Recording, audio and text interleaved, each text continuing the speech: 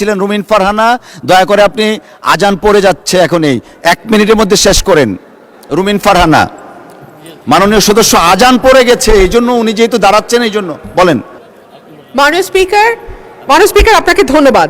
মাননীয় speaker, TIB সম্প্রতি বলছে যে এই সংসদের সদস্যদের কাছে এই দেশের ব্যাংকগুলোর পাওনা হচ্ছে 11,356 কোটি টাকা। একটা তথ্য দিলাম। 2 হচ্ছে, আমি যেহেতু আইনজীবী, ইলেকশনের আগে সামান্য কিছু টাকা দিয়ে কিভাবে রিশিডিউলিং করা হয় সেটা আমি খুব ভালো করেই জানি, এবং সিআইবির নামটা আসার পরে কিভাবে রিট পিটিশন দাখিল করে সিআইবির নামটা স্টে করে ইলেকশন করে আবারও সেই সুদ দেওয়া বন্ধ করা হয় সেটাও আমরা ভালো বুঝি।